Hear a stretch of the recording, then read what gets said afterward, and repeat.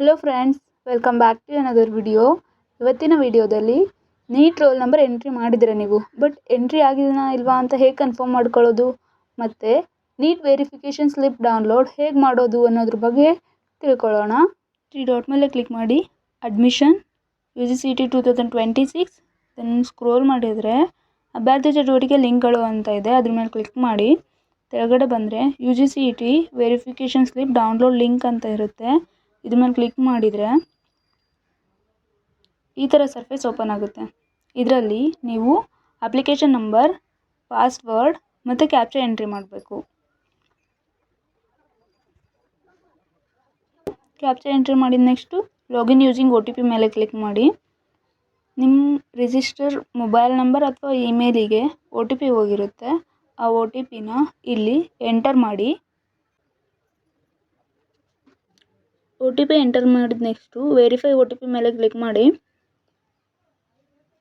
ಈ ರೀತಿ ಓಪನ್ ಆಗುತ್ತೆ. ಕೆಳಗಡೆ ಸ್ಕ್ರೋಲ್ ಮಾಡ್ಕೊಂಡು ಬನ್ನಿ.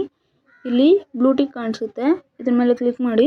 ಅದ್ರ next click to download the verification slip link ಅಂತ ಇರುತ್ತೆ, ಅದ್ರ ಮೇಲೆ ಕ್ಲಿಕ್ ಮಾಡಿ.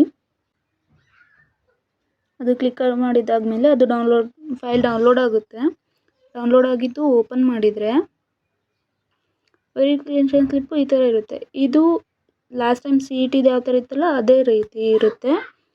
ಹಾಗಾದರೆ ನಮ್ಗೆ ಹೇಗೆ ಕನ್ಫರ್ಮ್ ಆಗುತ್ತೆ ನಮ್ಮ ರೋಲ್ ನಂಬರ್ ಎಂಟ್ರಿ ಆಗಿದೆನೋ ಇಲ್ವಾ ಅಂತ ನೀವು ಕೇಳೋದಾದರೆ, ಈ ಕೋರ್ಸ್ ಅನ್ನೋದ್ರೊಳಗಡೆ ಇನ್ನೊಂದು ಕಾಲಮ್ ಆ್ಯಡ್ ಆಗಿರುತ್ತೆ. ಅದು ಯಾವುದು ಅಂದರೆ medical bar, dental bar, AYUSH ಅಂತ ಇದ್ದು ನಿಮಗೆ ನೀಟಲ್ಲಿ ಯಾವ ರ್ಯಾಂಕ್ ಬಂದಿರುತ್ತಲ್ಲ ಆ ರ್ಯಾಂಕ್ ಇಲ್ಲಿ ಮುಂದ್ಗಡೆ ಡಿಸ್ಪ್ಲೇ ಆಗ್ತಿರುತ್ತೆ.